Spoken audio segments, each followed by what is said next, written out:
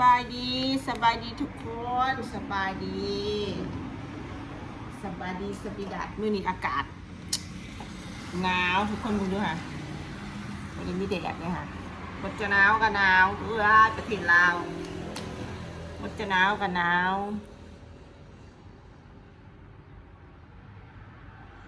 เห็นบ่บ่ได้ลงคลิปมื้อนั้นเลยว่าสมมุติตัดไปอีกแหละ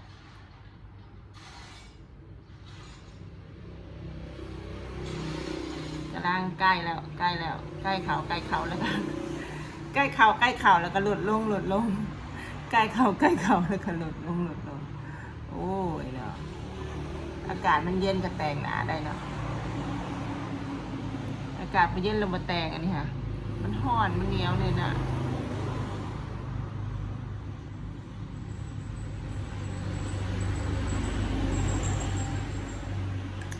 ว่าเรื่องแต่งหนาเนาะใครเคยใส่แบบนี้บ่ใครเคยใส่แบบนี้บ่เนาะเดี๋ยวเชฟมาให้เบิ่งเนาะแล้วมันจะเป็นบีบปั้มออกมาเดี๋ยวนี้เนาะมันจะใส่กระฟองนี่มันเป็นบีเนาะเป็นบีหรือซีนั่นแหละเนาะเห็นบ่บีบแล้วมันบ่ออกมาเนี่ยเนาะนี่มันจะใส่แบบสำหรับคนที่บ่มักทาแป้งอะนะคือข่อยนี่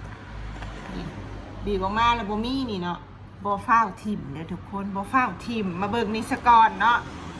เบิ่งหาเนี่ยมาแกะถ้าตัวเองน่ะลองแกะลองเบิ่งนะตัวเองหาลองแกะลองเบิ่งว่ามันบีบมันบ่ออกบ่ว่ามันสิเบิดแล้วอ่ะคือว่าหากระไส้นี่นะนี่แกะออกมาแล้วพอมันเป็นนั่นมันเป็นตลับที่ว่าสามารถเปลี่ยนได้มันมีให้เปลี่ยนเนาะยี่ห้อนี่นะยี่ห้อนี่นะนี่ยี่ห้อนี่มาแล้ววะเดี๋ยวแป๊บหนึ่งเด้อมันมีตลับให้เปลี่ยนเนาะตลับให้เปลี่ยนแบบนี้ซื้อมามันจะมีของญี่ปุ่นไงมีตลับให้เปลี่ยนแต่แกะออกมาแกะได้นะแกะได้แกะได้เนาะกะสีถลักทะเลนิดหนึ่งแป๊บนี่เบิ้งยางบักกะลายแต่เวลาปั๊มแล้วปั๊มบ่ขึ้นนี่เบิ้งยางบักกะลายนี่บ่ฟ้าวทิ่มเด้อผู้ใดใส่แบบนี้นะอย่าฟ้าวทิ่มให้มันเอามาแกะเอาเนาะถ้ามันปั๊มบ่ออกนะนี่นี่เริ่มปั๊มออกแล้ว